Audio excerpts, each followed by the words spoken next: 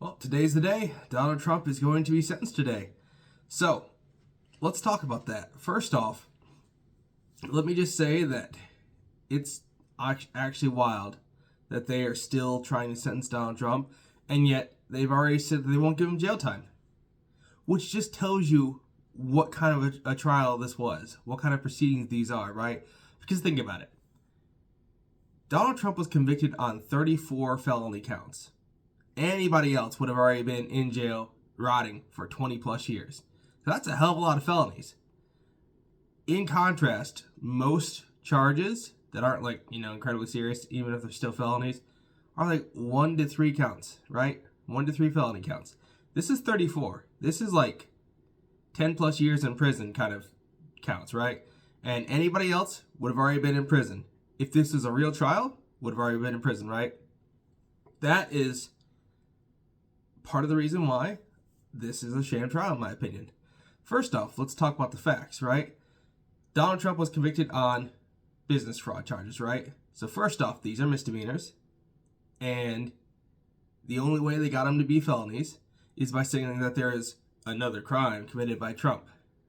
Now, they didn't specify what that crime was, because that crime didn't matter. They didn't care. That crime may not have even existed. All they needed was for the jury to agree that maybe he committed another crime. They didn't have to even agree on what crime it was. Just the fact that he committed one, probably, maybe, who knows. And that allowed them to prosecute these cases. Because the other part of this was, that was the only way they could even prosecute Trump for this, because it was beyond the statute of limitations for misdemeanor counts of business fraud. Because this happened in 2015, apparently. And he was prosecuted in 2023. That's, what is that? 7 years after the fact? Generally, you have 5 years to prosecute these things, because it's a misdemeanor. Turns out, no one was really harmed behind the government. And the other part to think about is, not a whole lot of people get convicted on these kinds of things, and when they do, they are misdemeanors. Unless you've actually demonstrably committed another crime, specifically a felony, then they can move it to a felony conviction. Because generally things like this are moved to felonies to properly punish someone, right? This isn't something where the state gets super upset and the state's like, we want to give you a felony because you committed business fraud. Instead, they will use these misdemeanors to extend the sentence of someone who's committed a particularly heinous crime, right? Now, the second thing to think about is how they actually got to 34 counts and what the business fraud actually was, right? So first off, the business fraud was, apparently it was illegal to pay his lawyer legal fees. Now, what they say is that this was hush money for Stormy Daniels, that he was trying to shut her up, and he knew about all this. He lied about it on his business reports, and you can't do that, right? The problem with that is that this was all of $130,000, give or take, right? For a billionaire. That's like $10, right? You really think that Trump gave a shit what happened to 130 grand when it came to his lawyer? His lawyer gave him an invoice, he paid it. On the invoices, they didn't say, hush money. They didn't say Stormy Daniels payment. They just said legal fees. But the prosecution argued that Trump knew that these were hush money payments. Trump knew that this was going to go to silence Stormy Daniels, and that's why he's guilty, right? That's the part that I find difficult, because the way that they got to 34 counts was the check Trump signed, the invoice Trump received, the receipt for the check Trump received, so on and so forth, right? The accounting of it all, the recording of it all. So basically every little possible thing related to these quote-unquote hush money payments and the way that they're recorded, each counted as a separate felony for Trump, right? So it's wild that they were just showing their hand, showing how much they hate Trump by just nitpicking as hard as they could to find as many felonies as they could to say, look how bad he is. Because normally, they wouldn't find 34 counts of felony business fraud unless they were trying to tack that on top of something that you've actually done, right? Like insider trading, embezzlement, whatever, right? However, with this, Trump didn't do anything. That's the problem, right? And the secondary problem is they couldn't prosecute unless it was a felony, because it was past the what's the word I'm looking for? Yeah, either way, past the time they could prosecute. And so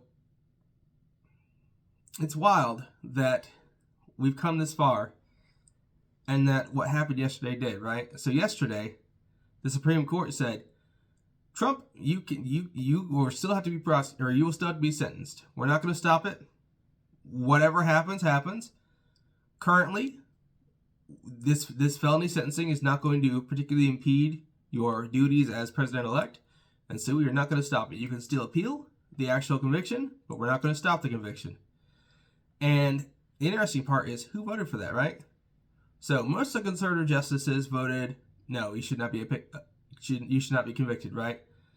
Amy Coney Barrett and John Roberts, who's barely a freaking conservative at this point, right? Which is fine, They both flipped. So they've both been pretty disappointing for the Republicans, pretty great for the Democrats, right? I don't see why they would want to uphold a sentencing for a president, right? Because it is a big national embarrassment that our president is being convicted and sentenced to, for 34 felony counts, right? I think it's also a national embarrassment when you actually understand how the trial went down, that we allowed this to even happen, because this was 100% a witch hunt. This was 100% hatred for Trump, finding something to convict him on. This was done by a Soros DA, Alvin Bragg. Now, I know people will say, oh, Soros DA, blah, blah, blah. But he was, in fact, funded by George Soros. His campaign was funded by George Soros. He has the same policies and procedures as other George Soros DAs, right? And it's interesting that Europe will freak out about Elon Musk, quote unquote, interjecting himself in their elections and their politics, this, that, and the other. And the left will scream and cry and whine about billionaires being involved in American and European politics. But it's fine when George Soros does it. It's just bad when you have the wrong politics. Either way, from the New York Times, Supreme Court denies Trump's last-ditch effort to avoid sentencing. The U.S. Supreme Court on Thursday denied President-elect Donald J. Trump's emergency bid to halt his criminal sentencing in New York, all but ensuring it would proceed as planned on Friday. In a brief unsigned order, a 5-justice majority noted that Mr. Trump was not facing jail time and that he could still challenge his conviction in the ordinary course on appeal. Although Mr. Trump had argued that being sentenced 10 days before his inauguration would distract from the presidential transition, I would agree entirely with that. The majority held the burden that sentencing will impose on the president-elect's responsibilities is relatively insubstantial. The majority included Chief Justice John Roberts Jr., Justices Sonia Sotomayor, Amy Coney Barrett, Elena Kagan, and Ketanji Brown Jackson. 4 of the court's conservative justices, Clarence Thomas, Samuel Alito, Neil Gorsuch, and Brett Kavanaugh, noted dissents without providing reasons. I don't think we really need to provide a big reason. It's the fact that he's the freaking president. Listen, I don't think that presidents should be immune from prosecution, per se, right? Because if they were, then Nixon would have never gotten convicted in Watergate, so on and so forth. And I think it's a bad precedent that a president's immune from anything he possibly does in office, because there are things that presidents can do that are illegal and that should not be done. But this is not one of those things. I think if we found a scandal like the NSA was listening to us, oh wait, we did. Who'd have thunk it? Back when Obama was president. Or if we found a scandal like Watergate, oh wait, we did. Back when Nixon was president. Then I think it should go through the proper procedure where the president is first impeached and convicted on the impeachment, and then from there they should be prosecuted. But I don't think that the president should be immune from prosecution. He should just have to follow that proper procedure of first impeachment, then conviction on impeachment, then actual criminal prosecution. And that should be the route we take. Now, presidents can escape it like Nixon did by just resigning, not allowing the impeachment to go through, and that's fine too.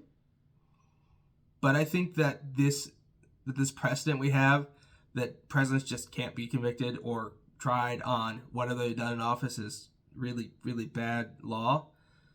I also think it's wild that we are convicting and sentencing what will be in 10 days a sitting president. The fact that they're rushing it as well, and that they're not even going to give him court or prison time, apparently. We'll see. But they're not even going to give him prison time, just kind of, it's wild to me that they are so desperate just to call him a felon. To say he's a convicted, sentenced felon is insane. I mean, the fact that they hate America so much that they're willing to convict and sentence the actual president right before he sits in office is wild to me. All because they want to be able to say, told you so, told you it was bad, told you he's a bad guy, told you you're wrong, told you you're stupid, told you you're dumb enough to vote for a felon. It's wild, man. Either way, we're going to have continuing coverage of this today. We're going to have the sentencing today, so I'm going to come back and do a update on that later on today, probably around the 4 or 6 p.m. segments. Right now, the next segment will be coming up at 2 p.m. Make sure to smash that like button. Comment down below. Tell me what you think about all this. Subscribe and make sure to share this video with everyone you know. All right, see you then.